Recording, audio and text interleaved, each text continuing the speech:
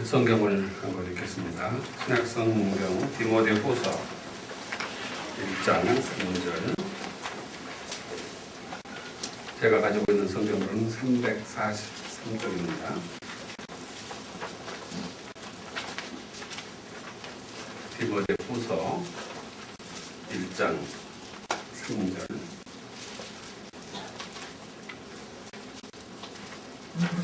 디모데후서 3장 1절, 3절에서 5절까지 같이 우리 봉독하도록 하겠습니다. 시작. 나의 밤낮 간구하는 가운데 쉬지 않고 너를 생각하여 청결한 양심으로 조상적부터 섬겨오는 하나님께 감사하고 내 눈물을 생각하여 너 보기를 원하는 내 기쁨이 가득하게 하려 함이니 이는 내 속에 거짓이 없는 믿음을 생각합니다. 이 믿음은 먼저 내 외조모 로이스와 내 어머니 윤희계 속에 있더니 내 속에도 있는 줄을 확신하노라. 아멘. 거기 3절 말씀에 보면은요, 청결한 양심으로 조상적부터 섬겨오는 하나님께 감사하고 하는 그런 말씀했습니다. 조상적부터 섬겨오는 하나님, 우리의 조상들이 섬겨오는 그 하나님을 우리가 지금 섬기고 믿어온다는 얘기고요. 그다음에 바울 선생이 디모데를 생각하면서 디모데 속에 있는 그 신앙과 그 믿음이 외할머니 로이스에게 있더니 그것이 어머니 윤희계에게 전수되었고 그 윤희계가 또 디모데를 신앙으로 교육시켜서 상대가 내려오는 그런 그 신앙을 가지고 있다. 그래서 역사성을 얘기하는 거죠. 역사, 신앙의 역사. 그래서 바울 선생은 아시는 대로 담메색도상에서 주님을 만나고 예수 믿는 사람들을 박해하러 가다가 현장에서 예수님을 만나고 믿은 당대의 신앙이죠. 당대의 신앙. 디모데의 신앙은 3대를 내려오는 신앙입니다. 여러분들이 더러 그런 얘기 들으셨나요? 몇 년, 몇 월, 며칠, 몇 시에 몇 분에 중생하셨습니까? 그런 얘기 들어보신 분들 계실 거예요. 구원파에서 그러죠. 우리가 육신의 몸이 태어난 생년 연월 일 시가 있잖아요. 그런 거 마찬가지로 우리 영혼도 태어나는 연월 일 시가 있어야 된다. 시, 분까지 있어야 된다. 이제 그런 얘기를 하는데 그럴 때마다 좀 흔들려요. 이렇게 바울 선생 같이 몇 년, 몇 월, 며칠, 몇 시에 딱 있는 사람은 그 뭐 자신 있게 얘기하는데 그렇지 않은 사람들은 진짜 생일이 있어야 되는데 이게 생일이 없는데 영적으로 생일이 없는데 나는 그럼 중생을 한 건가? 난 구원을 받았는가? 하는 그런 의심을 할 때가 있거든요. 근데 오늘 저녁에 제가 그것을 이제 말씀드리겠습니다. 구원의 확신을 갖는 것은 두 가지 종류가 있는데요. 이제 저는 그렇게 얘기합니다. 소나기형이 있고 안개형이 있어요. 소나기형과 안개형. 소나기형이라고 하는 게 뭐냐면은 예수 안 믿던 사람이 친구에게 이끌려서 어떤 집회에 갔다든지 그랬는데 그러니까 뭐 전혀 자기는 예수 믿을 생각도 없고 가고 싶은 생각도 없어요. 근데 친구가 하도 가자 그러니까 억지로 많이 못해서 끌려갔어요. 끌려가서 목사님 설교를 듣는 중에 뭔가 와서 가슴을 탁 치더니 하늘에서 막 불이 내려오더니 말이죠. 가슴이 그냥 뜨거워지기 시작하고 뭐 견딜 수 없는데 자기가 과거에 지은 죄가 생각이 나면서 도저히 그 죄를 참여하지 않고는 견딜 수 없는 심정이 돼서 그냥 뭐 그 자리에서 땅을 치고 통곡하고 눈물 콧물 쏟으면서 막 기도하는 거예요. 자기 회개하는 겁니다. 그렇게 해서 하늘에 불이 내려와가지고 그때부터 그리스도를 구주로 영접하고 그리고 과거에 갔던 모든 길을 다 정리해버리고 어떤 사람들은 이제 신학교에 옵니다. 목사가 되기 위해서 내가 이제 헛된 길로 가다가 이제 참된 길로 가야 되겠다. 그리고 이제 신학교에 오기도 하고 그 다음부터 뭐 신학교는 안 오더라도 그 다음부터 교회를 전하고 열심히 나가면서 복음적인 신앙생활하고 기도 생활하고 성경 읽고 전도하고 교회 봉사하고 정말 누가 보더라도 작년에 그 사람과 지난달에 그 사람과 엊그저께 그 집회에 갔다 오기 전 사람과 뭐 사람이 달라져도 이렇게 달라질 수가 있을까 할 정도로 그냥 확 바꿔지는 그런 그 사람이 있어요. 그분들은 대개 이제 예수 안 믿다가 예수 믿는 그런 경우가 있습니다. 물론 예수 믿다가 그런 경우도 있지만 대체로는 그래요. 그게 이제 소나기형이에요. 우리가 소나기가 쏟아질 때 우산 없이 그냥 나가면은 순간적으로 옷이 확 젖어버립니다. 그러니까 옷이 언제 젖었느냐 그러면 몇 년, 몇 월, 며칠, 몇 시, 몇 분에 젖었다 그렇게 얘기할 수 있어요. 그렇죠? 그런데 이제 안개형이라고 하는 건 뭐냐 하면은요, 안개가 잔뜩 꼈습니다. 지척을 분별할 수 없는 불과 50cm, 1m도 안 보이게 안개가 잔뜩 끼는 거예요. 근데 뭐 그래도 안개 꼈다고 직장에 안 갈 수 없잖아요. 학교 안 갈 수 없잖아요. 그러니까 안개니까 더듬더듬 해서 이제 갑니다. 근데 안개가 그렇게 잔뜩 꼈을 때는 우산을 들고 갑니까? 우산을 들고 갈 수가 없죠. 뭐 어떻게 우산을 넣어야 되지? 뭐가 와야 우산을 넣지? 그래서 이제 뭐 우산도 없이 그냥 뭐 뒤집어 쓰고 이제 가는 거죠. 가면은 한참 가다 보면은 한 30분, 1시간 혹은 2시간, 3시간 가다 보면은요, 그게 갔다가 들어오면은 다 젖어 있어요. 머리에도 물방울 묻혀 있고, 눈썹에도 물방울 묻어 있고, 얼굴도 촉촉하게 물에 젖어 있고, 온 옷도 다 뭐 젖어 있단 말이죠. 자, 그러면 그 사람이 몇 시에, 몇 시 몇 분에 젖었습니까? 그 옷이 몇 시 몇 분에 젖었어요. 그 머리에 물방울이 몇 년 몇 월인지 아니까, 몇 월 며칠은 아니까, 그럼 몇 시 몇 분, 몇 초에 젖었냐 그 말이에요. 예, 그겁니다. 그러니까 저 같은 경우도 그런데 이제 모태 신앙에서 어머니 뱃속에서부터 교회를 다니고 유아 세례 받고, 나도 모르는 사이에 유아 세례 받고, 어려서부터 이제 유치부부터 이제 말이죠, 교회에 가라 그래가지고 안 가면 몇 맞고 그러니까 할 수 없이 그냥 교회 가고 해서 교회에서 쭉 이렇게 자라면서 신앙이 이렇게 점점 자라는 그런 사람, 그런 사람인데, 그 사람이 문제는 그겁니다. 당신이 구원을 받은 것을 확신하십니까? 라고 물어봤을 때, 예, 제가 확신합니다. 저는 너무 많은 죄를 지었지만 주님의 십자가의 보혈로 내 죄가 다 씻어진 것을 내가 믿고, 나는 공로 없지만 주님의 그 십자가의 공로로 내가 예수를 믿는 그 믿음 때문에 구원받는 것을 확신합니다. 라고 그가 얘기할 수 있으면은 그 사람 몇 년, 몇 월, 며칠, 몇 시가 다 필요 없는 거예요. 다 필요 없어요.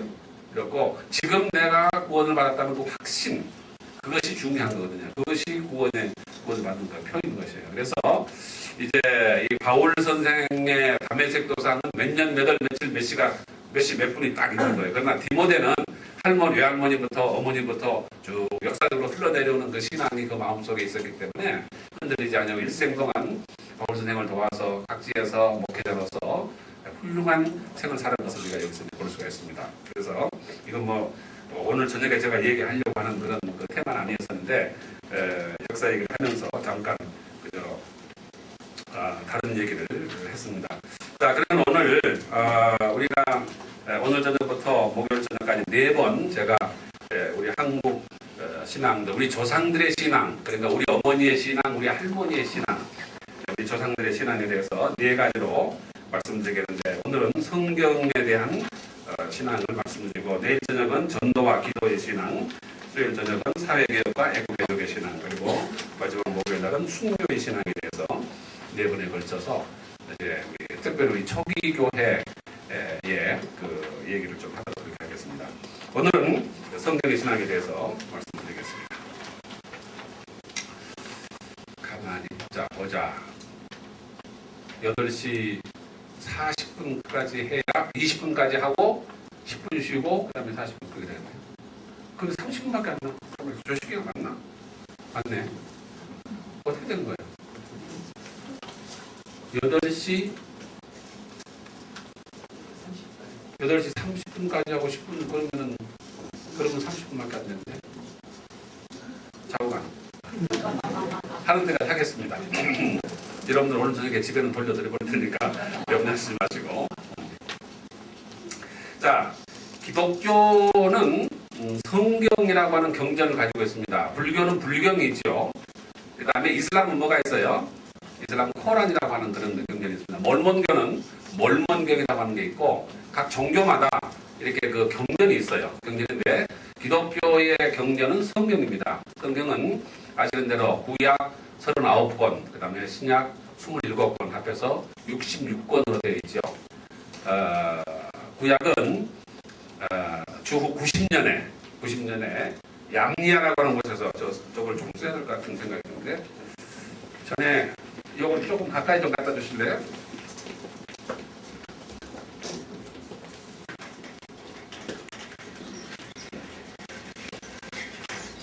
이걸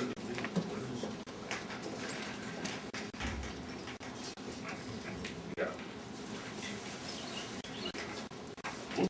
어?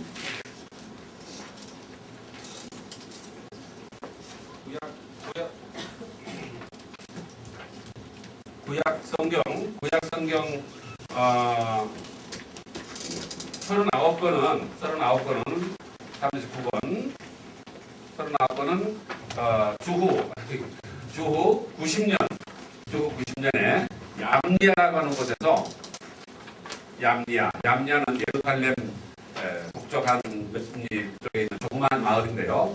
여기에서 모여서 39권을 정경으로 정경이라는 캐논, 영어로 캐논이라는데 정경으로 결정을 했습니다. 정경으로. 그리고 신약 27권은 아프리카에는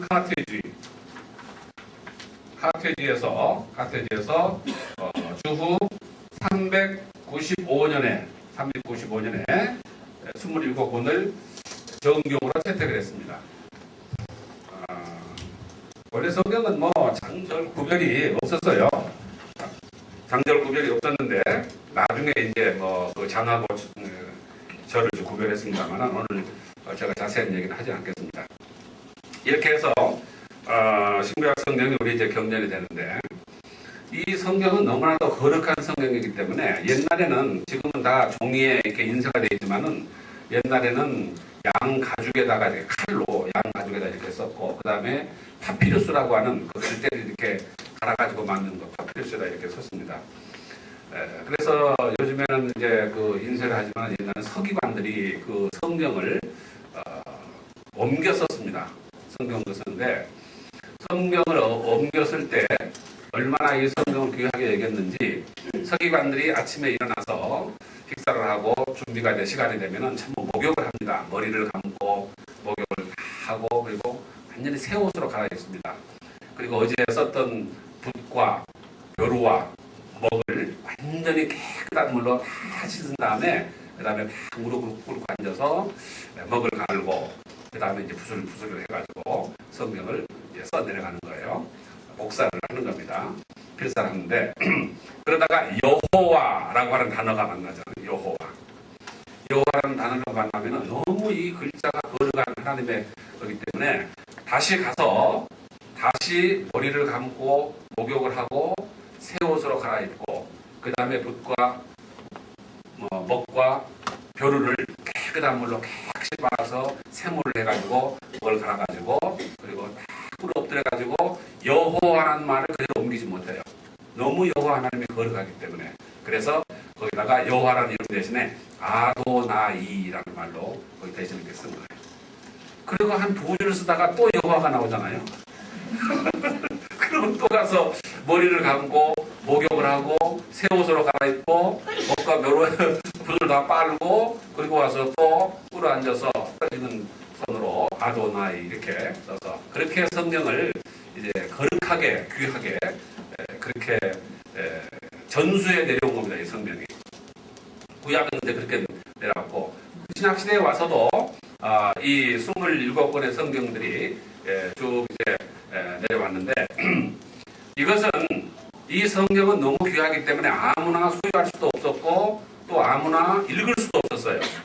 그래서 적어도 1500년 마르틴 루터가 종교 개혁을 할 때까지는 성경은 평신도들은 읽지 못하게 했습니다.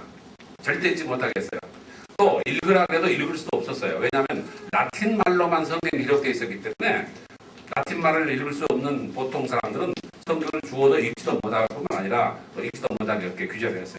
그러다가 1517년에 마르틴 루터가 종교개혁을 하면서 종교개혁이라는 말은 잘못된 용어지요. 교회개혁을 하면서 처음으로 라틴 말에서 독일 말로 자국어로 성경을 옮겼습니다.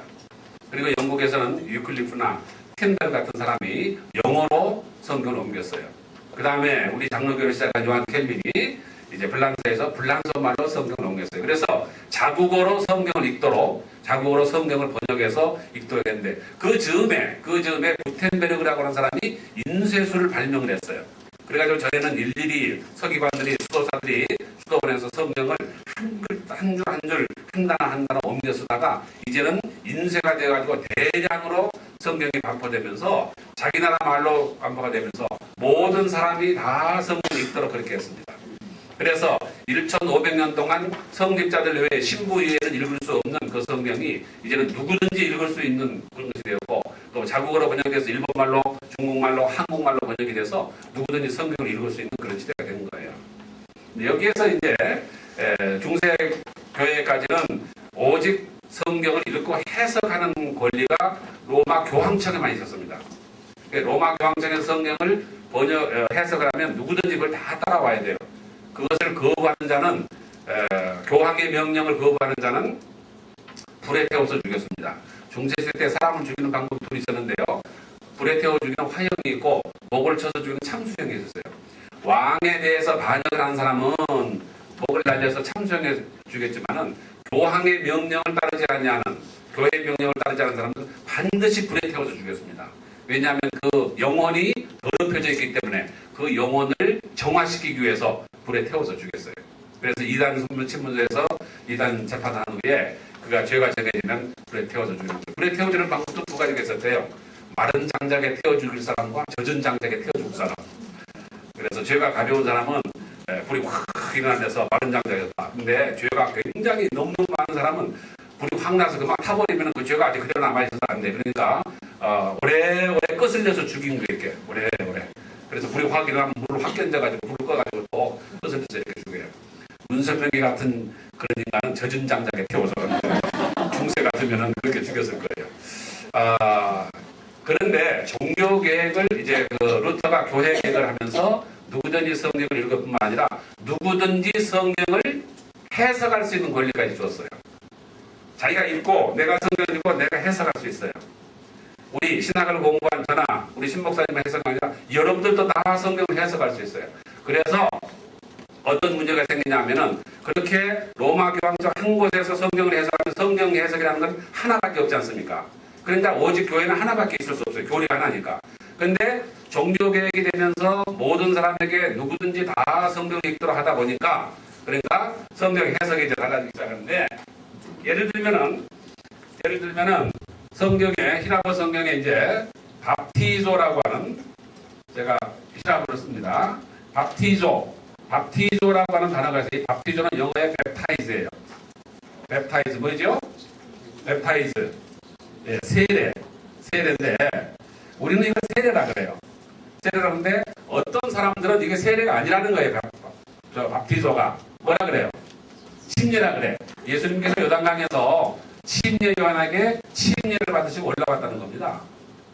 그래서 이것을 침례라고 이제 이렇게 해석을 하는 사람이 있어요.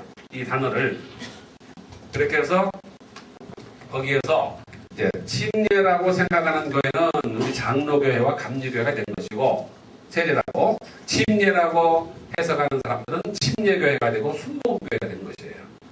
그래서 이제 침례교 사람들은 꼭 침례를 주장합니다. 그래서 제가 왜 그렇게 침례를 주장하냐? 그러니까 예수님이 침례를 받으셨으니까 우리도 침례를 받아야 된다 이렇게 얘기합니다. 세례를 받는 것보다 받는 사람 입장에서는 침례가 좀 좋을 것 같은 생각도 들어요. 제가 볼 때. 왜냐하면 세례는 뭐 그냥 물을 이렇게 해가지고 머리에다가 물 몇 방울 떨어져가지고 주 예수 그리스도를 믿는지 아무개 내가 성부와 성자와 성령의 이름으로 세례를 주노라 아멘. 그리고 끝나잖아요.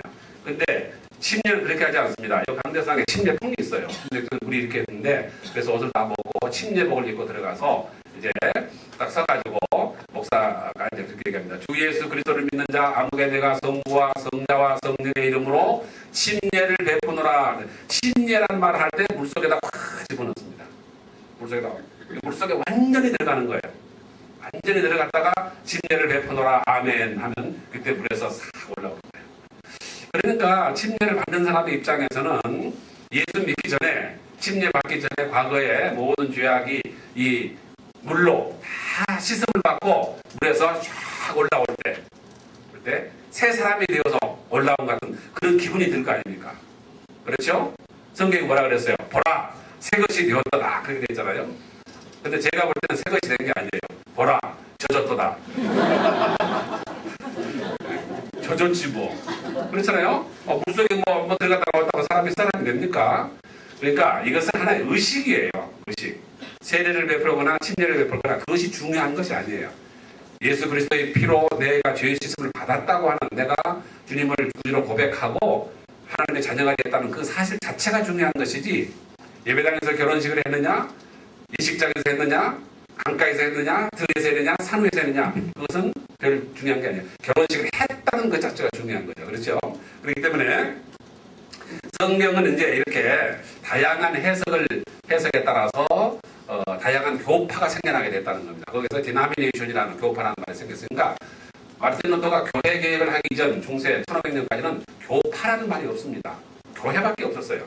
그런데 이제 비로소 개신교회가 생겨나면서 누구든지 성경을 읽고 누구든지 성경을 해석할 수 있도록 그렇게 하다 보니까 이제 교파라는 것이 생겨났다는 얘기를 하고요. 그렇게 해서 이 성경은 이제 가장 중요한, 그래서 종교개혁에 세 가지 원리가 있는데 그 원리 가운데 하나가 뭐냐면은 제가 솔라 스크립투라, 솔라는 말은 영어의 only란 말이고, 스크립투라란 말은 scripture, 바이블, 오직 성경만이 절대적인 원리라고 하는 것을 얘기하는 것입니다.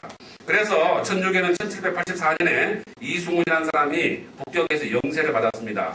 우리는 세례라 그러지만 그래서 영세라 그러는데요. 영세를 받고 나서 82년이 지나가는 동안에 성경을 하나도 번역하잖아요. 교리서는 열심히 만들어서 교리는 막 가르치면서 성경은 번역도 하지도 않냐고 성경을 읽도록 그렇게 하지 않았습니다.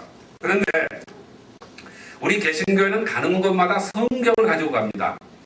성경을 가지고 가서 성경으로 하여금 사람들로 하여금 성경을 읽게 하고, 그 성경을 읽는 사람들이 성경을 읽는 동안에 성령께서 그 마음을 변화시키셔서 그가 그리스도를 영접하는 그런 역사가 일어나게 되는 것이에요. 우리나라에 맨 먼저 성경이 들어온 것은 1816년인데 맥스웰이라고 하는, 머리 맥스웰이라고 하는, 커피의 맥스웰이라는 거죠. 맥스웰이라는 사람과 바질 홀이라고 하는 영국의 군함 함대 함장들인데, 이 사람들이 우리나라에 해도를 만들기 위해서 19세기 영국은 세계의 해상권을 제패한 그런 5대양 6대 뒤에 해지는 날이 없는 대영 제국을 만드는데, 그러니까 전 세계 식민지를 만들어요. 그러려면 군함이 가야 되는데, 군함이 가기 위해서는 지도가 있어야 돼요. 바다의 지도가. 수심이 얼마나 깊고 암초가 있고 뭐 항구가 있고 이것을, 그래서 해도를 만들기 위해서 우리나라에 오면서 중국을 거쳐서 왔는데, 중국을 거쳐 오면서 이 사람들이 중국말 성경을 몇 권 가지고 왔습니다.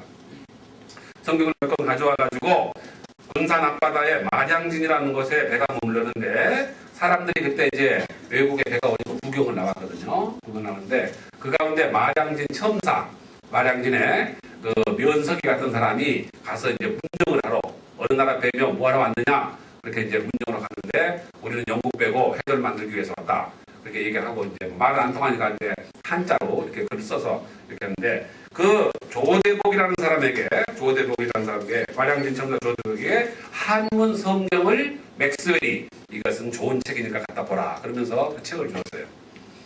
이것이 우리 4000년의 배달 결의 역사에서 처음으로 성경을 받는 사건입니다. 처음으로 성경을 받았어요. 이 조대복이는 그 부모들이 참 이름을 잘 지어서 큰 대자 복자예요. 큰 복을 받은 사람이야. 그러니까 최초로 비록 중국말 성경이지만은 성경을 받았습니다. 이런 사실은 맥스웰이 항해 일기를 통해서 우리가 알게 되는 거예요. 그런데 그럼 조대복은 이 성경을 받아서 어떻게 했을까? 그건 우리가 알 길이 없어요. 왜냐하면 조대복은 일기를 안 썼기 때문에 그걸 어떻게 했는지 전혀 우리가 알 길이 없죠. 그런데 제가 한번 생각해 봤어요. 조대복이가 성경을 갖다가 어떻게 했을까? 성경이 보면요, 성경이 아주 이 종이가 얇고 옛날 사람들이 이런 종이를 볼 때, 그때 종이가 귀할 때거든요. 뭘 했으면 좋겠는가? 한 장씩 뜯어가지고 풍년초를 말아서 담배를 피우게 좋다, 이렇게 이제 옛날 사람들은 그렇게 생각을 했을 것 같아요. 그래서 틀림없이 조대복이가 이걸 가져다가 한 장씩 뜯어가지고 담배를 말아서 담배를 피워서 마셨을 피웠을 것 같아요. 그러나 나는 이것이 굉장히 의미가 있는 사건이라고 생각하는 거예요. 왜냐하면 그 성령을 한 장이 뜯어서 풍년초를 말아서 담배를 피울 때 그 담배 연기와 더불어 성경 말씀이, 하나님의 말씀이 연기가 되어서 조대복의 폐 속으로 들어갔을 거 아닙니까? 그렇죠? 그러니까 하나님의 말씀이 우리 민족의 폐부 속에 깊이 들어온 사건이 이 사건이에요. 그래서 조대복이는 결코 폐암으로 죽지는 않았을 것이다. 그렇게 이제 생각을 하는 것입니다. 그로부터 16년이 지난 1832년에 칼 귀출라프라고 하는 독일인 선교사가 역시 로드 암홀스라고 하는 무역선을 타고 중남 보령군 고대도라고 하는 곳에 옵니다. 고대도에 왔는데 그도 중국을 거쳐오면서 한문 성경을 여러 번 가지고 왔어요. 그래서 고대도에 머물면서 섬 사람들에게 한문 성경을 나누어 줬습니다. 그리고 양씨라는 사람을 만났는데 그 사람이 한문을 굉장히 뛰어나게 잘해요. 그래서 양씨를 불러다가 주기도문을 요 한문을 조선말로 옮기시오 그렇게 부탁을 했어요. 그래서 이 양씨라는 사람이 한문으로 된 주기도문을 우리나라 말로 번역을 했습니다. 번역을 해서 그것을 귀출라프에게 줬어요. 그러면서 양씨가 뭉칫을 하면서 말이죠. 저 관청에서 만약 이것을 알게 되면 내 목이 날아간다고 하면서 그런 얘기예요. 그때 천주학, 대원군이 천주학자들을 많이 잡아주던 그런 데였거든요. 그렇기 때문에 이 예수교를, 이 천주학을 책을 내가 번역했다는 걸 알게 되면 내가 죽임을 당할 것이다 하면서 그런 자꾸 흉내를 내니까 귀출라프가 그 주기도문을 그냥 자기의 서류 상자 속에다 넣고 그리고 우리나라를 떠나갑니다. 귀출라프 일기에 보면은. 그렇기 때문에 주기도문이 이제 우리나라 사람에게 가르쳐서 우리가 외우진 않았지만 그러나 성경이 부분적으로 번역이 된 최초의 사건이 이것이에요. 부분적으로 성경. 귀출라프는 한 달 동안 머물면서 우리나라를 다녀갔는데 그때 우리나라 사람들에게 무엇을 주고 갔냐면 감자씨를 주고 갔습니다. 감자씨를. 사람들이 왔는데 보니까 너무너무 배가 고픈 거예요. 굶주리고 헐벗고 피골이 상접해가지고 그래서 너무 불쌍해서 자기들이 먹으려고 배에 가져온 감자를 주어서 먹게 한 것이 아니라 감자 씹는 법을 가르쳐 줬습니다. 섬 사람들을 다 모아놓고 두덕을 만든 다음에 그 감자를 씨가 있는 것을 칼로 잘라가지고 그거는 보여주면서 한 100여 군데를 심어줬어요. 심어주고 몇 달 후에 여기를 캐보면은 처음 당신들이 보는 것 같은 이런 감자가 나올 거예요. 이 감자는 굉장히 좋은 식품입니다. 이것은 삶아 먹어도 되고 볶아 먹어도 되고 튀겨 먹어도 되고 구워 먹어도 되고 굉장히 다양하게 먹을 수 있는 식품이니까 이걸 잘 길러서 배고픔 면하고 배불리 살아가고 그렇게 권면을 하고 그리고는 떠나갔습니다. 그래서 몇 달 후에 사람들이 감자를 캐보니까 감자가 거기서 나온 거예요. 그래서 감자를 먹고 또 감자를 심고 그렇게 해가지고 이 감자가 충청도 일대를 통해서 전국으로 퍼져나가면서 오늘 우리가 이 감자를 먹게 되는 것입니다.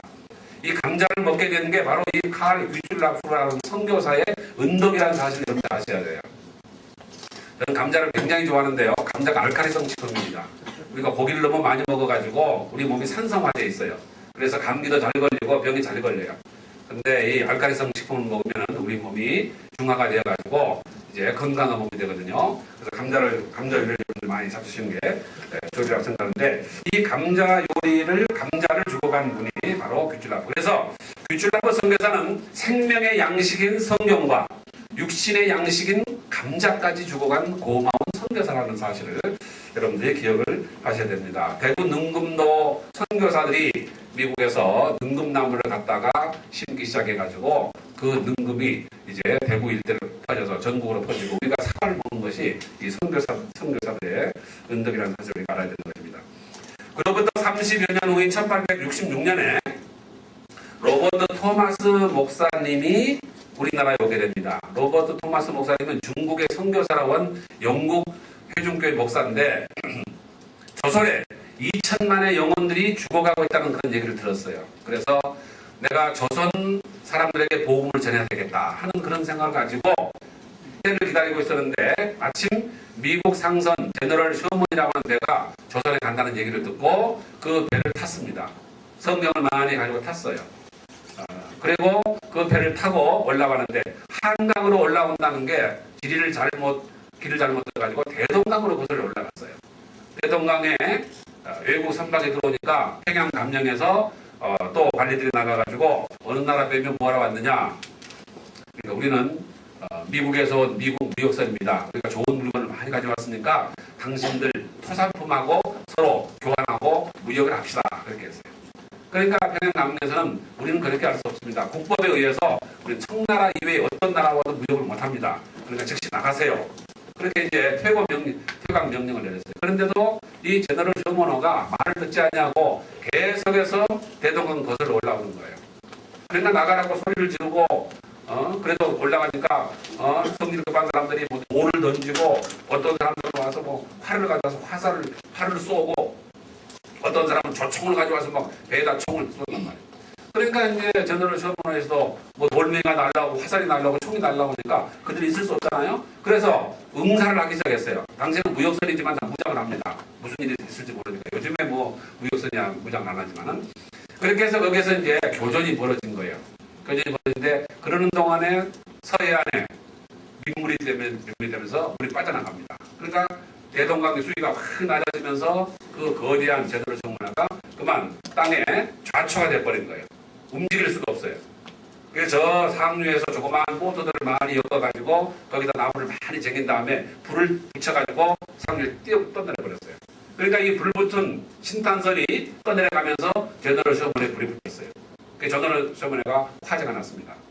배가 뭐 불타기 시작하니까 선원들이 더 이상 배에 있을 수 없어서 배에서 튀어내려가지고 헤엄을 치고 강가에 나오는데 나오는 쪽쪽 대기하고 있던 포졸들이 칼로 쳐서 죽였어요.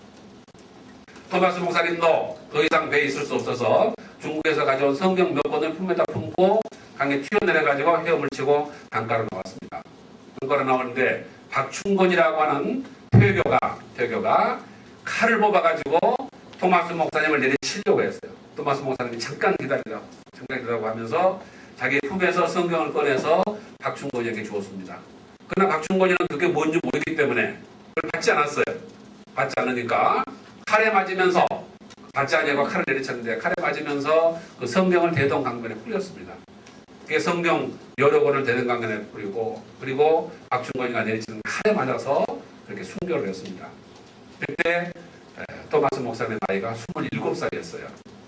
이제 갓 신혼 결혼을 하고 선교사로 와서 자기 부인은 병으로 중국에서 죽었습니다. 자기 부인이 세상 떠난 지 얼마 되지 않아서 그는 우리 한국에 선교를 하러 왔다가 성경 몇 권을 던져주고 그리고 박충건이 칼에 맞아서 그렇게 순교를 했던 것이에요. 그래서 토마스 목사님의 그 거룩한 피가 흘러내려간 그 대동강 물을 마신 평양 사람들이 그렇게 예수를 많이 믿게 된 것입니다.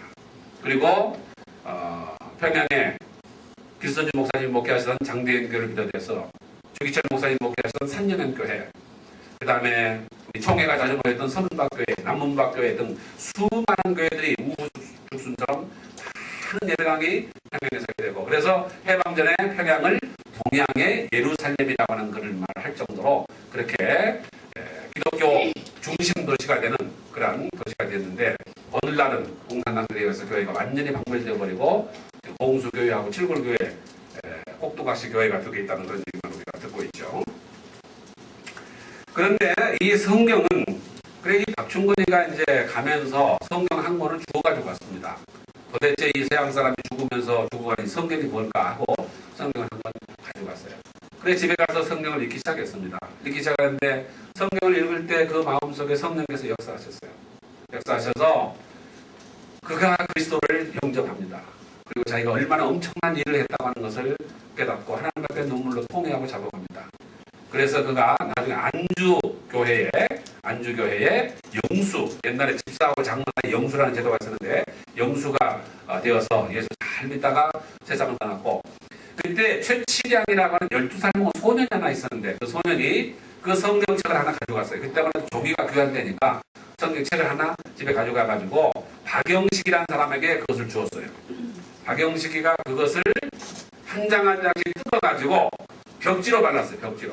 근데 종이가 없을 때니까 흙 바람벽에다가 벽지로 다 발라놨어요. 그런데 이 토마스 목사님을 죽인 박춘권의 조카 되는 이영태라고 하는 사람이 그 집에 놀러 왔다가 박영식 집에 놀러 왔다가 보니까 뭐 벽에 글이 있는 것들이 벽지로 발라져 있거든요. 그러니까 그걸 읽기 시작했어요.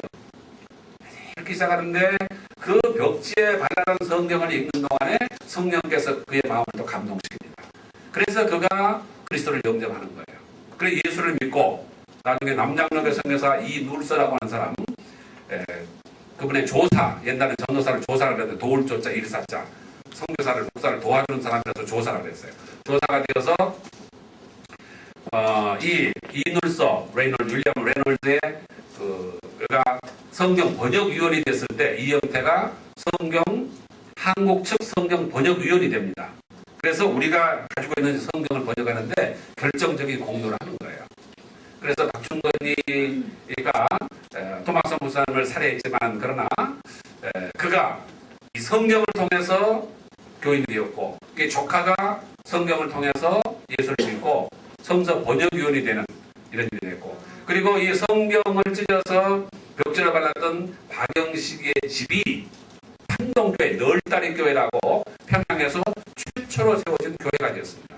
그 집터가 그렇게 토마스 목사님이 주고 간 성경은 그런 일을 했습니다. 그 다음에 1876년에 의주의 백홍준, 김진기, 이성화 이 청년들이 중국에 홍삼 장사를 하러 갔어요. 중국 사람들이 홍삼을 굉장히 좋아하는데 그 홍삼 장사를 하러서 장사를 하는데 그때 누구를 만났냐면은 존 로스라고 하는 스카틀랜드 장로교회가 파송한 선교사를 만나게 됩니다.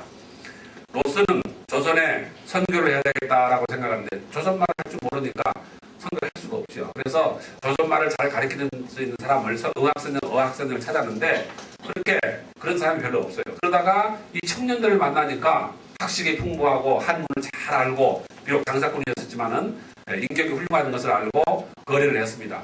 당신들이 인상 장사를 하는 것보다도 훨씬 더 많은 돈을 내가 줄 테니까 우리들에게 한국말을 조선말 좀 가르쳐 주세요. 그러니까 계약에 장사를 간 거니까 돈 많이 준다니까 그렇게 하자고. 그래서 계약을 맺고 심양으로 가가지고 조선말을 가르쳐 주기 시작했습니다. 그러면서 짬짬이 로스가 이분들에게 중국말 성경을 조선말로 번역하는 일을 시켰어요. 그래서 돈을 더 준다고. 그러니까 이제 중국말 성경을 조선말로 번역을 했습니다. 그래서 마태복음이 번역되고 마가복음이 번역되고 누가복음, 요한복음, 사도행전 이렇게 그때 쪽복음이라 그러는데요. 마태복음만 이렇게 딱 따로 모아가지고 조그만 팜플렛으로 책을 만들었어요. 이렇게 해가지고 제가 오늘 가져온다는 게 깜빡 잊어버리고 안 가져왔는데 내일 저녁에 제가 가져오겠습니다. 그래서 그것들이 다 모아져가지고 마태복음, 마가복음 게 다 모아져가지고 예수 선교 전서라고 하는 여기 표지에 나와 있는 것은 예수 선교 누가복음 전이네요. 문방송에서 요게 언더우드 바로 옆에 있는 요런 작은 책들이 다 모여가지고 이제 신약 성경이 됩니다.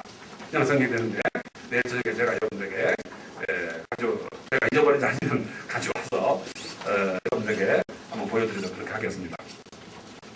그렇게 해서 이분들이 이제 몇 년 동안 거기서 그렇게 하다가 고향으로 돌아가게 됩니다. 고향에 돌아오게 될 때 이 쪽복음들을 심양에서 출판하는 것을 가지고 들어와요. 가지고 들어오는데 그때만 해도 기독교 서적을 가지고 들어올 수 없었거든요. 그러니까 압록강에서 다 뺏긴 거예요. 다 뺏겨가지고 그것을 압록강에다 다 갖다 뿌려버렸습니다. 그러니까 그 성경이 강물에 젖으면서 흘러 떠내려가는 거예요. 그런데요, 참 재밌는 것은 우리가 역사를 공부하면요, 그 압록강을 흘러내려가던 그 성경들이 다 물에 젖어서 못 쓰게 됐겠지만 그 성경이 어느 골짜기에다 흘러 들어가겠죠. 그런데 처음에 우리가 노예를 조직할 때 예를 들면 경기도하고 충청도 두 도가 앞에서 경충노예가 됩니다. 경충노예. 그런데 평안북도에는 압록강변을 따라서 노예가 6개 노예가 생깁니다. 그만큼 교회가 큰 교회들이 많이 생겼어요. 교회가 많이 생겼어요.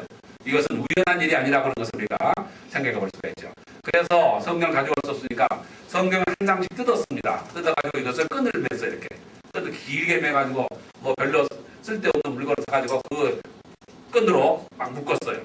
묶어서 세관을 통과하는데 세관 누가 끈을 검사합니까? 물건을 검사하지.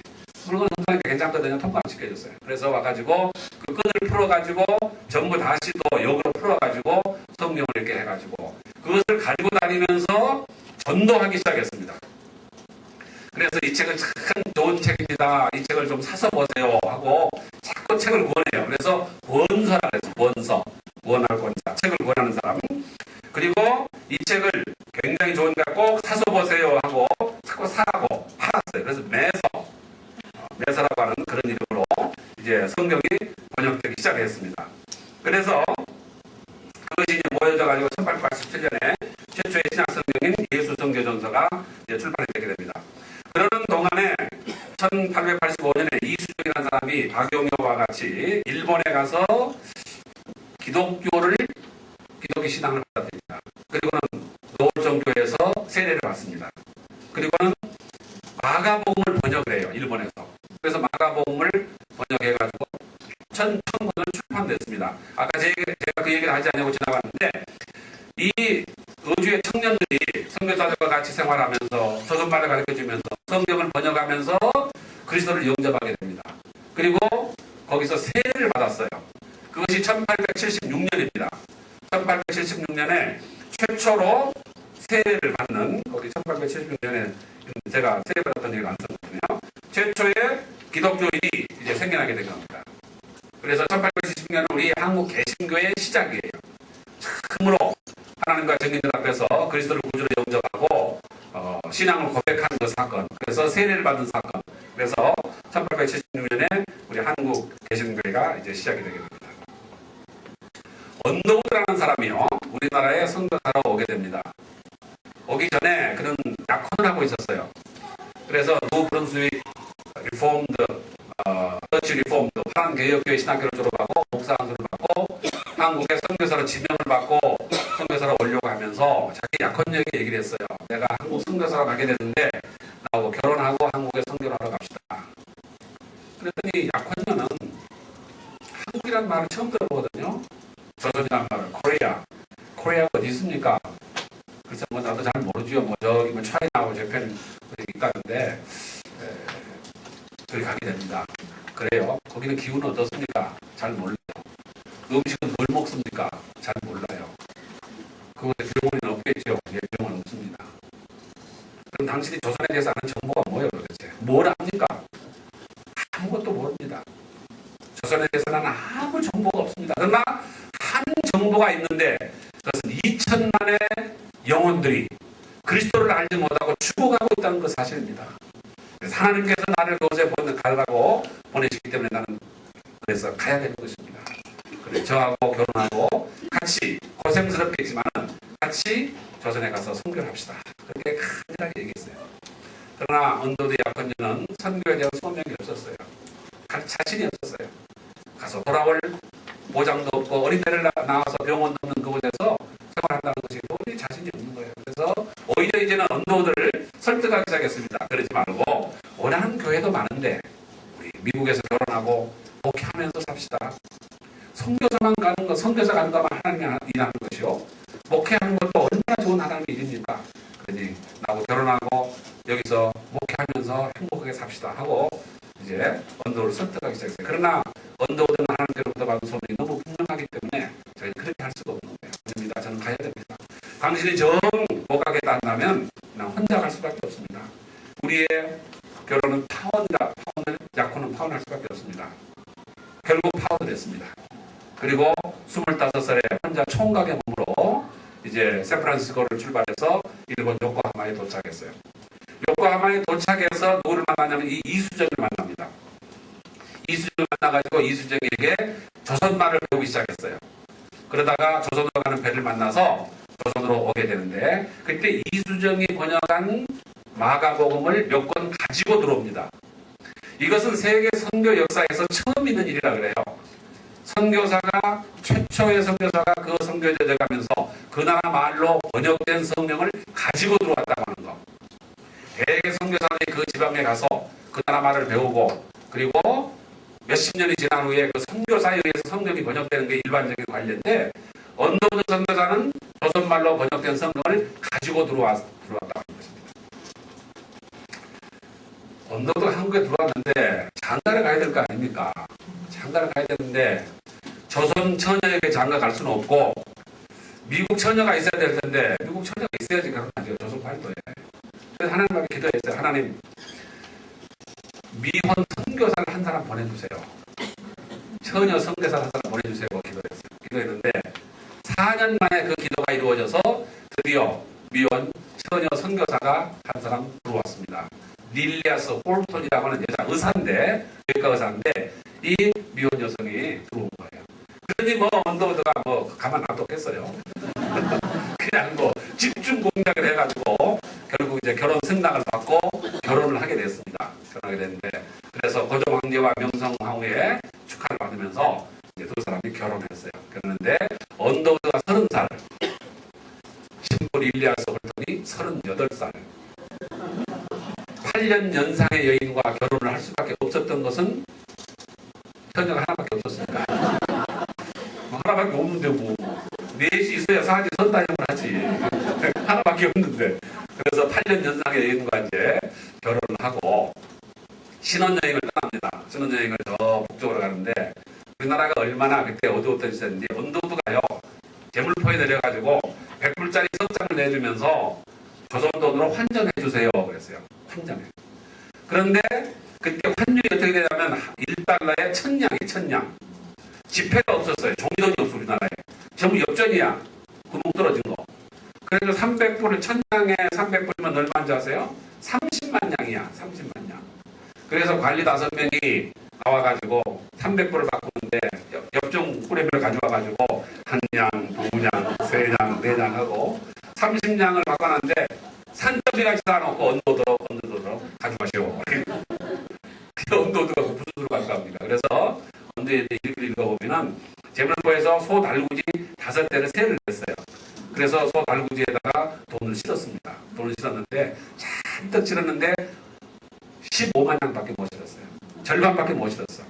그래서 소 달구지 5대가 돈을 싣고 서울로 들어왔습니다. 그래서 몇 달 전에 들어온 알렌의 집에다가 돈을 내려놓고, 그리고 그 이튿날 가서 다시 15장을 사서 가지고 들어왔어요. 그런 시대에 있었어요. 자, 가는데 신부는 가마를 타고 신랑은 조랑말을 타고 지금 갑니다. 가는데 또 뭐 이제 길 인도하는 사람들, 짐을 지고 가는 짐꾼들, 그 다음에 또 뭐 말 몰고 가는 사람들, 그 뒤에 돈을 싣고 가는 구루마가 2대가 따라가는 거예요. 가는 데마다 먹고 자야 되니까 뭐 돈을 얻을 거 아닙니까? 그래서 구루마에다 돈을 싣고 그렇게 이제 가는데, 가는 데마다 인산이래죠. 소문이 나가지고 서양 사람들이 남자 여자가 지나간다 그런 소문이 나가지고 30인이 바뀌어서 도시락 싸가지고 와가지고 길가에 앉아가지고 이제 언더우드 일행이 지나가는 것을 기다리고 있다가 이제 구경하는 거예요. 구경하고 집에 가는 게 아니라 계속 따라가는 거죠. 또 계속 따라가면서 뭐 수백 명 끌고 이제 가는 데마다 이거 뭐 잠을 자야 되는데, 신혼부부가 잠을 자야 되는데 그때 여관이 있었습니까? 모텔이 있었습니까? 호텔이 있었습니까? 아무것도 없어. 중학집에 그저 행상들이 사는 그런 그 더러운 냄새나는 벼룩과 이와 변대와 빈대와 모기가 득실거리는 그런 데 들어가서 자려고 하니 잘 수가 있어야 돼요. 또 잠을 자야 되겠는데 잠을 잘 수가 없는 거예요. 신혼부부가 잠을 잔다고 자꾸 구멍을 뚫고 또 그러다 보는데 서로 자기가 먼저 보겠다고 뭐 밀치고 하다가 문짝이 떨어져가지고 그냥 방 안으로 들어오고 사람들이 막 들어오고 천신만고 끝에 그렇게 해서 해주를 거쳐서 평양을 거쳐서 다 의주까지 올라갔습니다. 신의주라고 해주면 의주까지 올라갔어요. 의주까지 올라가는데 놀라운 광경이 있었어요. 가는 데마다 냄새나는 더러운 옷을 입고 냄새나는 사람들이 몰려다니는데 깨끗하게 옷을 빨아입고 머리를 감고 피마자 그림을 바르고 남자들도 옷을 당장하게 입은 100여 명이 다 와서 기다리고 있는 거예요. 기다리고 있는 대표가 와서 그렇게 얘기했습니다. 목사님, 우리들이 예수를 믿었는데 목사님이 없어서 세례를 받지 못했습니다. 우리들에게 세례를 베풀어 주세요. 여러분, 아시아의 선교 역사를 보면요, 타일랜드, 태국이죠. 태국에 1831년에 미국 회중교회가 와서 선교를 시작합니다. 병원을 세우고 학교를 세우고 고아원을 세우고 나병 환자병원을 세우고 직업학교를 세우고 18년 동안 선교했는데 한 사람도 세례받지 않았습니다. 18년 동안. 그래서 회중교회가 선교에 실패하고 18년 만에 다 철수했습니다. 1840년에 미국 장로교회가 들어가서 선교를 했습니다. 선교를 했는데 병원을 세우고 학교를 세우고 세브란스 병원 세우고 동담병원 세우고 예술병원 세우고 경신학교 세우고 이화학교 세우고 한국 같으면 숭실학당 세우고 뭐 연희전문학교 세우고 많은 일을 했는데 17년 동안을 섬겼는데 한 사람도 세례를 안 받아요. 18년 만에 장로교 선교 18년 만에 1858년에 1840년을 시작해가지고 나이춘이라고 하는 여자 하나가 제가 세례를 받겠습니다 하고 나왔어요. 장로교 선교 18년, 회중교회 선교로부터 시작하면 27년 만이에요. 27년 만에 처음으로 여자 하나가 세례받았습니다. 저는 그래요. 그 여자가 세례를 받았다고 손 들고 나왔을 때 제정신인지 아닌지 정신감정이 아직 안 끝난다고 웃으면서 그런 얘기하는데, 그리고 나서 2년 후에 29년 만에 남자 하나가 세례받았습니다. 태국 선교 30년에 두 사람 세례받았습니다. 1807년에 로버트 모리슨이라는 선교사가 상해에서 중국 선교를 시작합니다. 28년 동안 거기서 선교하다가 거기서 세상을 떠나서 거기 묻혔습니다. 그가 세상을 떠날 때 28년 만에 세례받은 사람이 3사람이었습니다. 그러나 그는 중국 성경, 신구약 성경을 중국말로 번역하는 위대한 그런 일을 했죠. 우리 몽골 선교 요즘에 한국 많이 하죠. 몽골 선교 47년 동안 한 사람도 세례받지 않았습니다. 47년, 반세기죠. 한 사람도 예수 안 믿었어요. 그런데 우리나라는 어떻게 된 영문이 100명이 선교사가 한 번도 가보지 않은 그 무인지경에 100명이 모여 앉아서 우리가 예수를 믿었으니까 세례를 베풀어 주세요 하고 나왔는데, 손에 조그마한 성경책을 하나씩 들고 온 거예요. 언도들은 생각했어요. 이수정이 번역한, 일본에서 번역한 성경이 언제 벌써 여기까지 왔을까 하고 책을 보니까 마가복음이 아니고 마태복음이고 누가복음이고 요한복음이란 말이에요. 그래서 도대체 이게 어떻게 된 영문인가 물어보니까 말씀드린 대로 의주의 청년들이 만주에서 로스 선교사와 더불어 성경을 번역해서 그 성경을 비밀리에 밀반입해서 가지고 다니면서 그 성경을 팔고 그 성경을 반포해서 그 성경을 사서 읽은 사람들이 그리스도를 영접하고 그리고 예수를 믿게 되었다고 하는 것입니다. 얼마나 놀라운 일인지 몰라요. 성경은 살아있는 생명의 말씀이에요. 그래서 이 성경을 읽는 사람은 그 삶이 변화되게 되고 자기가 죄 있는 걸 깨닫게 되고 그리스도가 나의 구주라는 것을 알게 된다고 하는 것입니다. 언더우드가 뭐 세례 달라고 하는데 다 줄 수 없잖아요. 그래서 세례 문답을 했어요. 세례 문답을 하는데 뭐 엉망이지. 뭐 제대로 교육을 받았을 리가 없죠. 자기 혼자 성경 읽고 그냥 했으니까 예수님이 누구세요? 그러면 천지신명의 아들입니다. 그런 그 모양이에요. 그래서 100여 명 가운데 33명이 간신히 합격을 했어요.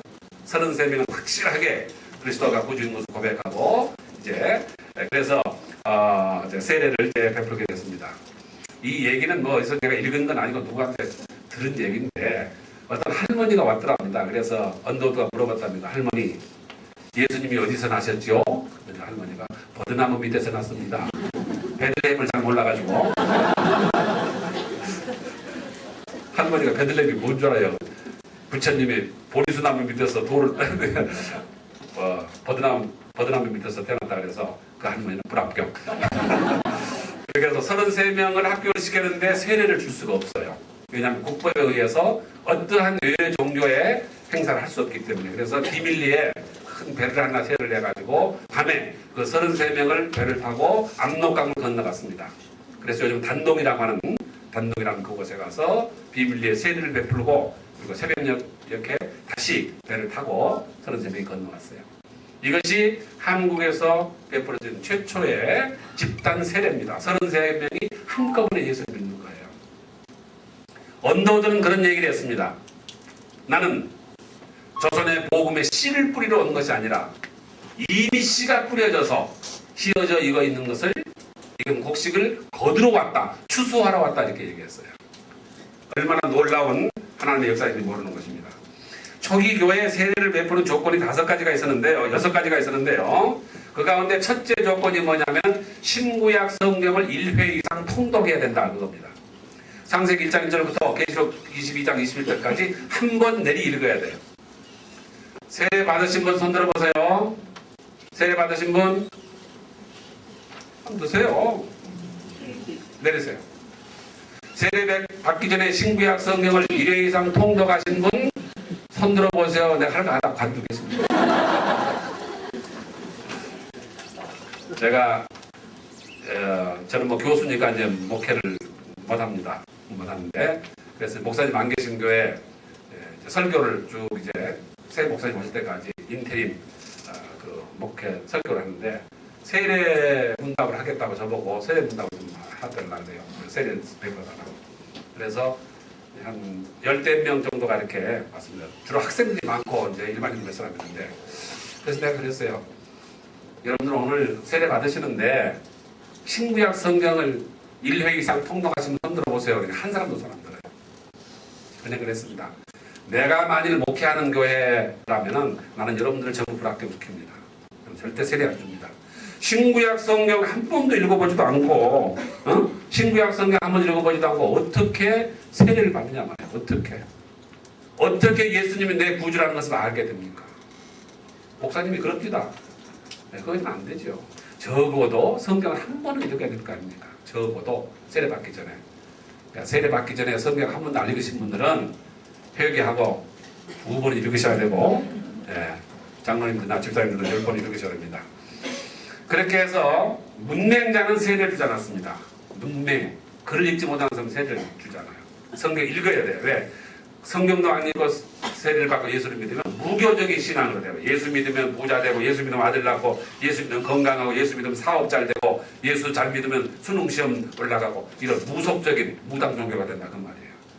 우리 할머니가 어렸을 때는 초등학교라는 게 없었거든요. 그러니까 우리 할머니가 어디서 글을 배울 데가 없죠. 시골에서 태어나서 그저 잘하고 시집가서 그렇게 살다가 예수를 믿었어요. 교회 왔는데 까막눈이야. 다른 사람들은 다 성경도 읽고 찬송가도 부르는데 무곡 찬송가도 찬송 부르는데 우리 할머니는 까막눈이거든요.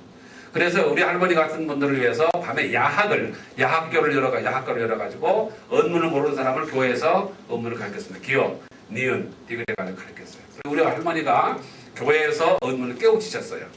그래서 성경을 읽으시고 그 다음에 찬송을 부르시고 그 다음에 성경을 읽으셨단 말이에요. 그러니까 교회에서 이 문맹자들을 일깨워서 성경을 읽게 만들었습니다. 그래서 항상 우리 할머니는 성경, 옛날 구역 성경 있잖아요. 누런 거 이렇게 히읗자 밑에 점 찍힌 거 구역 성경을 들고 성경 얘기를 하시고 그저 일어나면은 성경 읽으시는 거예요.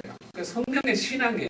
성경이 항상 생활 속에 있어서 늘 우리가 어렸을 때 성경 이 얘기를 해주고 성경 믿는 사람같이 돼야 된다고 하는 그런 말씀을 하시게 된 거거든요. 그래서 우리는 성경을 읽는 그런 습관을 가져야 되고 성경이 우리 생활에 가장 중요한 것이라고 하는 것을 생각하시면서 여러분들이 성경이 초기 세례를 받는 조건의 6가지 조건 가운데 하나라고 하는 것을 제가 6가지를 이제 차차 말씀드릴 기회가 있을 겁니다.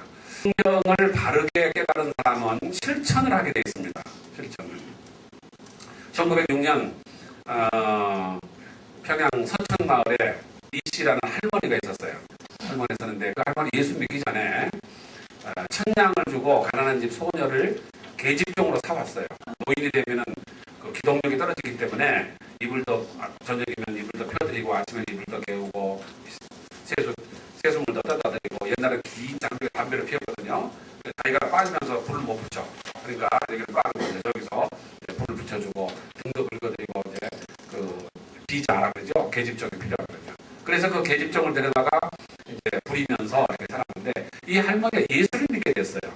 그 교회 나가고 그리고 목사님의 설교를 듣고 성경을 읽는 동안에 사람이 사람을 종으로 부린다고 하는 것이 하나님의 뜻에 맞지 않는다는 것을 이 할머니가 깨닫게 됐어요.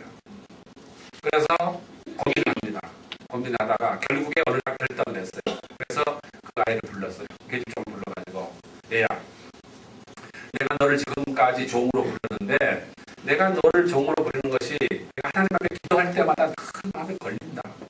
그리고 내가 성경을 읽을 때마다 마음에 걸려서 내 양심에 가책이 되어서 도저히 더 이상 못 되겠다. 그래서 내가 오늘부로 너를 면천시킨다. 면천은 천민의 신분을 면해주는 걸 면천이라고 해요. 면천시킨다. 너는 오늘부터 내가 종이 아니라 내 수양 딸로 너를 우리 고정에 입적시키겠다. 너는 오늘부터 종이 아니라 내 딸이다. 그렇게 얘기하면서 집에 집문서가 있고 땅에 땅문서가 있잖아요. 등기 권리증. 옛날 노비를 사면은 돈 천냥을 주고 노비 문서를 받는 겁니다. 그 노비의 소유권이에요. 이거예요. 그래서 내가 이걸 팔려면 돈을 받고 또 이걸 소유권을 넘겨줘야 등기 권리증을 넘겨줘야 돼요. 근데 천냥이 샀으니까 벌써 몇 년 지났으니까 내가 컸고 기동력이 또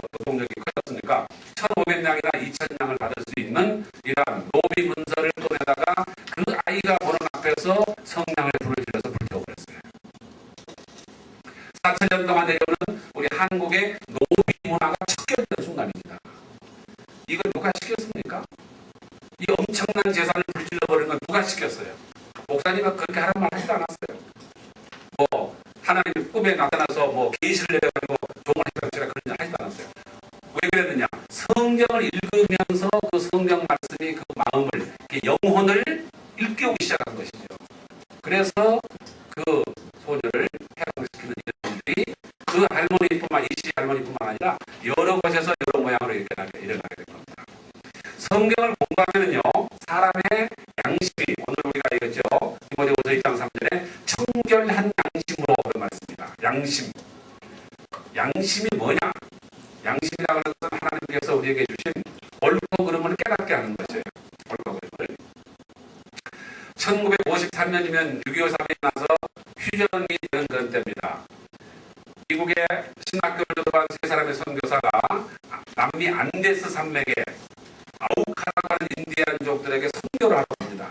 정보가 없었어요. 언더우드가 됐던 것처럼 아무 정보도 없이 미개한 아우카 인디안들이 거기에 미개하게 산다는 그런 얘기를 듣고 선교를 하러 가는데, 들어가는 그날 바로 잡혀서, 그 식인종인 줄 몰랐어요.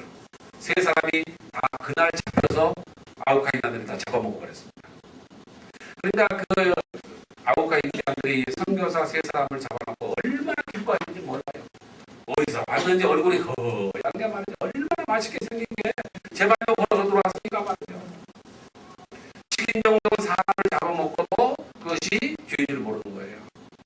그 얘기를 자기 남편들이 들어가는 그날 인디안들에게 잡혀먹었다는 얘기를 듣고, 그 선교사 세 사람의 부인들이, 남편들이 이러지 못한 일을 우리가 하자. 그런데 신학교 들어갔습니다. 신학 공부하고 목상술 받고, 그리고 다시 그것에 선교사로 들어갔습니다.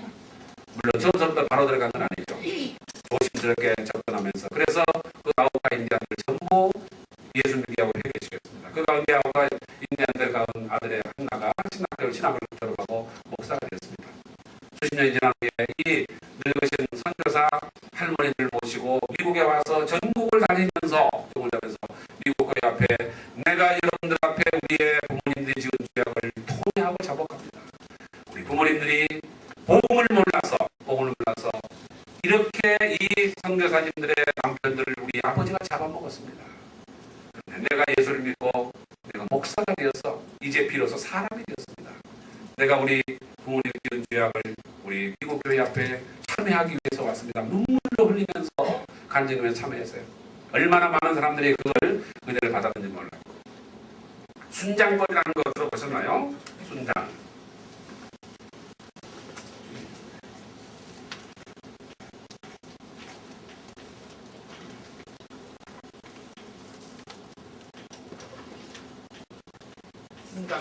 순장법이라는 게 뭐냐면, 이게 따라 죽을 순자예요. 순교자할 때 순자죠.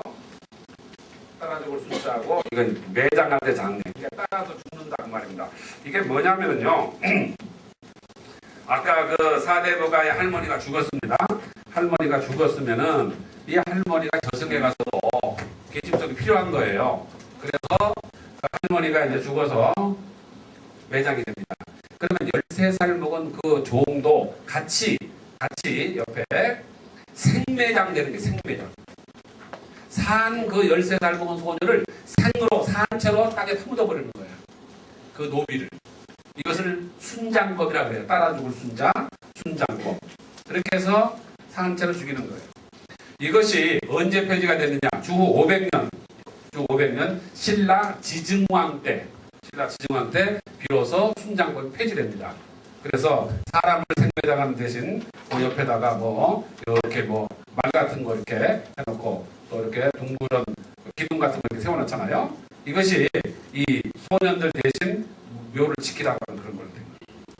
그리고 우리 조상들이 적어도 500년까지 신라 지증왕 때까지 13살 먹은 계집종을 산채로 매장하면서 그것이 죄악이라고 전혀 생각하지 않았어요. 그것이 사회 문화가 다 그러니까 그런 거예요. 어떤 젊은 두 부부가 치매에 걸린 어머니가 너무너무 고통스러운 거예요. 그래서 안 되겠다 싶어가지고 어머니 효도 관광 가시죠 하고 제주도에 어머니를 모시고 가서 여관방에다 버리고 자기들에게 와서 가버렸어요. 여가 주인이 보니까 몇 달이 지났는데 할머니가 가져간 거 있거든요. 조사해보니까 그 아들과 며느리가 날아가 버린 거예요. 부모를 유기한 것이죠. 예수 믿지 않는 사람들도 뭐라고 얘기합니까? 이 천하의 폐륜아들, 천하의 쳐 죽인 인간들 그렇게 얘기하지 않습니까? 자 보세요. 그런데 고려시대 때는 어떻게 되느냐? 고려시대 때 어머니가 치매에 걸리면은 아들이 그 어머니를 지게가 지고 깊은 산속에 갔다가 버리고 옵니다. 버리고 오면 그 어머니는 어떻게 됩니까? 굶어 죽는다 그렇게 얘기해요. 아니에요. 굶어 죽는 게 아니에요. 그날 저녁으로 백두대간에 다니는 호랑이와 늑대와 승냥이와 이들이 와서 그날 산채로 어머니를 다 갈기갈기 찢어서 먹어버리는 거예요. 그런데 고려시대 때 우리 조상들은 자기 어머니가 그 야수에 밥이 돼서 그렇게 죽어가는 것도 그것을 당연하게 생각하고 그리고 그날 저녁에 피곤한 몸을 편히 쉬고 아침에 일어나서 농사를 지러 가는 것이죠. 그것이 사회 문화예요. 누구든지 다 그렇기 때문에 그것이 죄라고 생각하잖아요. 죄라고 생각하잖아요. 니시 할머니가 그런 것처럼 노비를 부리는 것이 죄라고 아무도 생각하지 않았어요. 그런데 1907년 평양에 대부흥운동이 일어나면서 그러면서 우리 한국 사람들이 우리의 조상들이 성경의 진리를 깨달으면서 그것이 죄라고 하는 것을 느끼기 시작한 겁니다. 여기 여자분들이 많이 계시는데요. 전통적으로는 여자들은 남의 집에 가면은 반드시 아들을 낳아줘야 됩니다. 아들을 낳아줘야 돼요. 아들을 못 낳는 부인들은 여자로서의 가장 중요한 소명을 이루지 못한 것이에요. 아들을 낳아줘야 될 세 가지 이유가 있어요. 첫째 이유는 뭡니까? 가문을 이어가는 가문을. 저는 딸만 둘인데 우리 김씨 가문은 끝나버렸습니다. 우리 딸들은 최씨 집에 시집가고 박씨 집에 시집가지 않습니까? 다행히 우리 막내 동생이 아들만 셋이어서 우리 집안이 완전히 끊어지진 않았는데 우리 교수들 가운데 독자가 아들 딸만 세 되는 집이 있어요. 그 집은 끊어져 버렸어요. 대가 끊어져 버린 거예요. 완전히 조상들 죽은 다음에 조상한테 가서 되게 혼났거든요. 그래서 가문을 이어가기 위해서 아들이 그 다음에 내가 늙으면 기동력이 떨어지죠. 옛날에 농경사회이기 때문에 농사를 지을 수가 없어요. 그러면 아들이 농사를 지어서 내 아들 죽을 때까지 봉양을 해야 돼. 노후 대책으로 아들이 필요한 것이에요. 그럼 내가 죽은 후에 어떻게 됩니까? 내가 죽은 날 아들이 제사를 하면서 제사를 치러줘. 1년 동안 굽다가 하루는 먹어야 돼. 와서 아들이 딸이 시집간 딸이 친정에 와서 아버지의 제사를 지내는 게 아니에요. 딸들은 그 시집에서 제사를 지내는 거예요. 그러니까 제사를 지내는 나뿐만 아니라 우리의 4대조, 5대조까지 제사를 지내지 않습니까? 그렇기 때문에 죽은 다음에 제사를 위해서 아들이 필요한 거예요. 아들 셋이 꼭 필요한 것이에요. 이 세 가지 이유 때문에 아들이 필요한 것이야. 그런데 내가 결혼했는데 조강지처가 아들을 낳지 못하는 거예요. 부인이 돼가지고 애를 낳지 못하는 부인이거나 아니면 낳기만 하면 딸을 계속 낳는 거예요. 하나 둘 낳으니까 일곱을 낳아버린 거예요. 그럴 경우에는 어떻게 되냐? 이건 자동적으로 처벌돼야 됩니다. 처벌돼야 돼요. 왜? 대를 끊을 수는 없잖아요. 더구나 사대부가에서 우리의 대를 김씨 가문을 끝낼 수는 없는 거예요. 내대에서. 그러니까 처벌해서 그래서 아들을 낳아야 되는 것이에요. 첫도 아들을 못 낳으면 또 다른 처벌을 얻어야 돼요. 그러니까 아까 말씀드린 대로 논서까지 주고 가난한 집 소녀를 15살 먹은 소녀를 사다가 민며느리라고 그러죠. 시달이라고 그러죠. 그래서 그 아이를 통해서 아들을 낳게 하는. 그래서 그 여인은 아들을 낳는 기계로 전락시켜버리는 것이죠. 그러면서도 우리 조상들은 그런 것에 대해서 추워도 양심의 가치를 느끼지 않았어요. 그건 당연한 것이에요. 왜? 부인이 아들을 못 낳는데 어떻게 해요? 걔를 끊으란 말이에요. 그러면? 지금 뭐 수백 대 내려오는 우리 김씨 가문을 문씨 가문을 끊으란 말이잖아요. 그렇기 때문에 일부 다처제라고 하는 것이 조선사회에서는 자연스러운 사회 문화였음에도 불구하고 1907년 대부흥운동이 일어나면서 우리 한국 사람들이 성경을 읽으면서 하나님이 일남일녀를 지으시고 두 사람을 짝지어 주신 것을 하나님이 짝지어 주신 것을 사람이 나눌 수 없느냐. 죽음이 두 사람을 갈라놓을 때까지 이혼이라고 하는 것은 존재할 수 없다고 하는 것입니다. 이것이 기독교의 문화인 것이에요. 딸을 7가 아니라 14을 낳고 데리고 살아야 돼요. 그리고 살아야 돼요. 기독교 사회에는 이혼이라는 말이 존재하지 않습니다. 죽음이 두 사람을 갈라놓을 때까지 갈라질 수 없는 것이에요. 하나님께서 한 사람의 영혼을 불러갈 때 그때 재혼할 수 있어요. 그러나 자기의 살아있는 부인을 두고 남편을 두고 다른 데 시집가고 장가가는 것은 기독교에서는 허락되지 않는 것입니다. 그것이요. 그런데 1907년에 이제 비로소 이 일본 다처제의 문화가 이제 척결되는 겁니다. 그것이 잘못됐다고 하는 것이에요. 자, 그런데 보세요. 한도로 더 나가면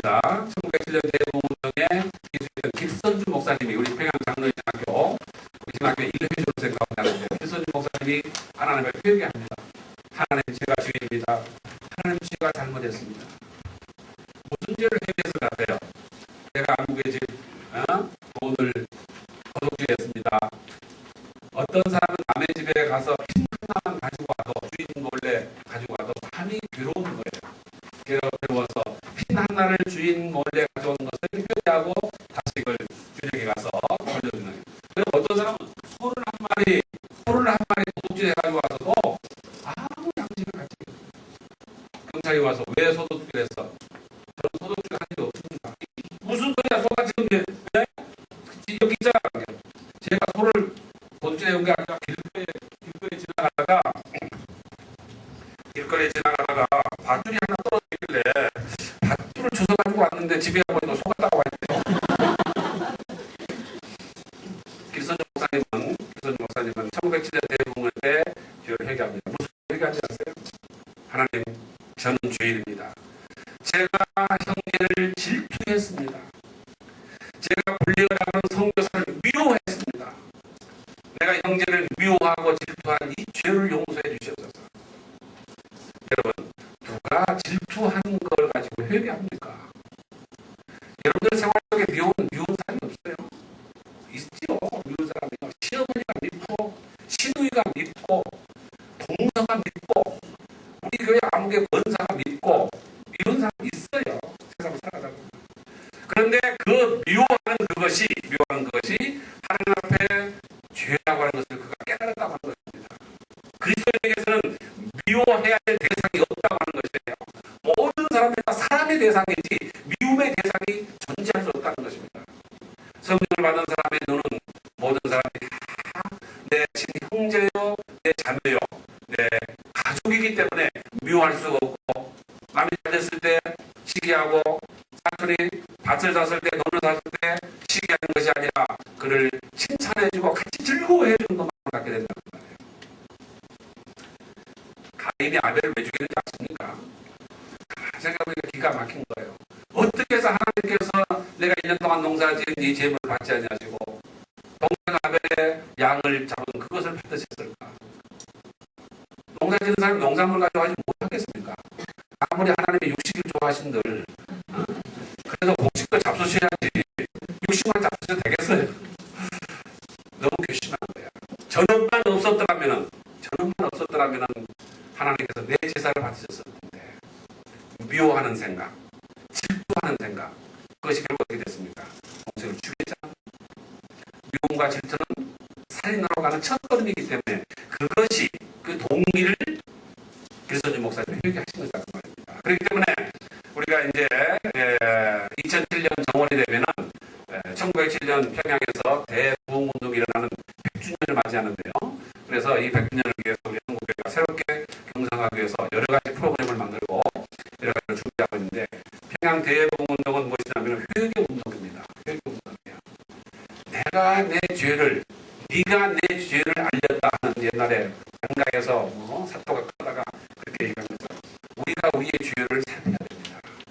우리의 guilty feeling, 우리의 죄의식은 어디에 와 있는가? 사람을 죽이고 죄라고 생각하지 않는 사람은 아무도 없어요. 13살 먹은 소녀를 땅에 퍼먹고 생매장하고 죄가 아니라고 생각하는 사람도 없습니다. 믿지 않는 사람도 자기의 치매 걸린 어머니를 제주도에 버리고 오면 천하의 폐를 하고 욕을 해요. 도둑질하는 거, 가늠한 거 다 죄라고 생각합니다. 그러나 질투하고 미워하고 하는 이런 것들, 이것이 죄라고 생각해요. 예전에 제가 말씀드리겠습니다만은 우리가 전도하지 않은 것도 죄예요. 전도하지 않은 것, 가족을 전도하지 않냐고, 형제를 전도하지 않냐고, 이웃을 전도하지 않냐고, 내 주변에 있는 사람들 친구를 전도하지 않는 그것이 죄인 것을 알아야 된다고 말입니다. 그것이 죄라고 느껴지지 않으면은 그는 성경을 다시 읽어야 돼요. 성경이 얼마나 우리에게 날카로운 청결한 양심을 요구하고 있는가, 거짓말하는 것이 얼마나 놀라운 죄악인가 하는 것을 우리가 깨달아야 된다고 하는 그런 얘기입니다. 제가 성경에 대한 얘기를 할 기회가 있겠습니다만은, 그래서 사경이는 이렇게, 그래서 우리 한국교회는 성경 암송대 요절 외우기, 성경을 많이 어려서 외우게 해야 됩니다. 읽으니까요, 이 건강증이 심해요. 제가 여전도의 전국연합회에서 종로가에서 여전도 회관에서 월요일마다 그 교회사를 가게 했습니다. 그런데 이제 아주 시내 교회, 부인 선교회 회장, 총무 임원들이 이제 한 50명 이렇게 앉아서 한 클래스를 해서 온 거예요. 제가 이제 지난 월요일날 어느 월요일날 가가지고 지난 월요일날 가르친 걸 물어봤어요. 아무도 대답을 안 해. 근데 앞에 앉은 아주머니가 그러대요. 교수님, 뭘 물어보시려면 가지고 나서 5분 내에 5분 지나면 나가버립니다. 그래서 내가 5분도 안 가는 걸 일주일 전에 걸 물어보니까 알 리가 없죠. 늙어서는요, 나이가 들면요, 잊어버립니다. 건망증이, 이게 요즘 젊은 사람들도 건망증이 심해요. 어떤 부인이, 건망증이 심한 부인이 택시를 탔답니다. 신사동으로 가십시다. 하계동으로 가십시다. 그러고 한잔 가서 어디로 가자는지 몰라. 그래서 택시 운전한테 물어봤대요. 아저씨 내가 어디로 가자고 했죠? 그랬더니 택시 운전 돌아보고 아유 깜짝이야. 언제 탔어요?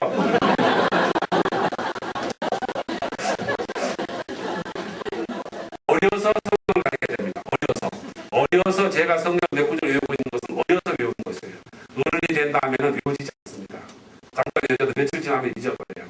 그렇기 때문에 어려서 성경을 많이, 내가 어려서 성경을 알았나니, 어려서 성경. 여러분들의 자녀들을 사랑하시면 성경을 가르치세요. 성경이 여러분들의 자녀들을, 그의 앞길을, 여러분 옛날에는 가난한 집 아이들 가출했습니다. 배가 고프니까 먹기 위해서, 공부하고 싶으니까 과학을 해서라도 공부하려고 하더라고요. 요즘에는요, 부잣집 아이들이 사회의 저명인사의 자녀들이 집을 나갑니다. 1년에 3만 명의 아이들이 집을 나갑니다. 배고프고 가난해서 나가는 것이 아니에요. 그냥 정신적으로 방황하기 때문에 나가는 것이에요.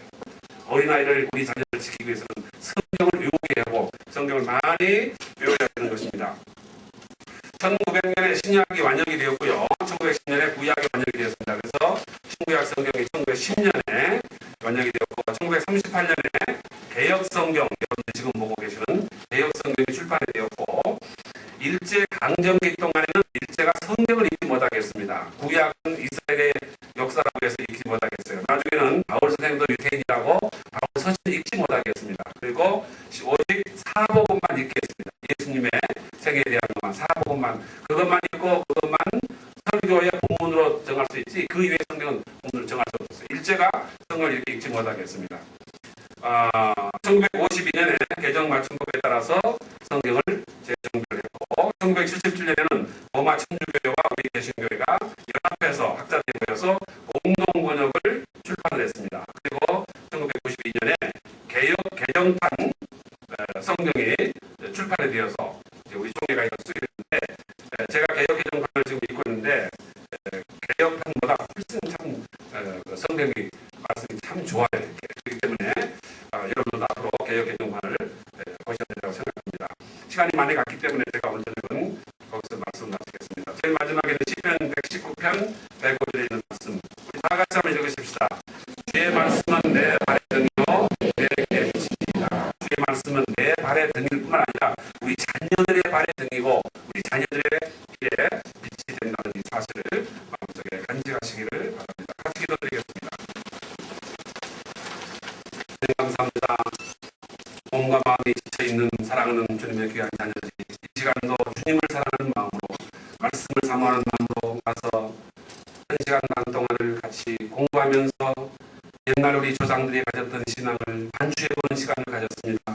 주님 원하옵기는 오늘 우리가 배운 이 말씀들을 마음속에 간직하면서 우리도 우리 마음속에 언제나 하나님의 말씀을 중심으로 살아가며 날마다 성경을 읽고 성경을 보며 우리 자녀들에게 성경을 가르쳐서 어둡고 험난한 세상 말로 닿을 수 없는 풍파가 심한 이 세상 속에서 말씀의 빛이 되며 말씀 안에서 진리 가운데서 새로운 용기와 좌표를 설정할 수 있는 놀라운 역사를 이룰 수 있도록 주님께서 은혜를 베풀어 주시옵소서.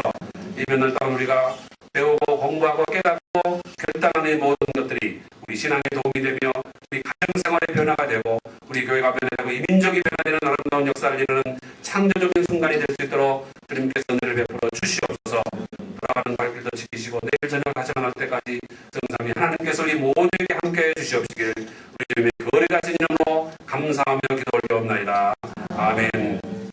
감사합니다.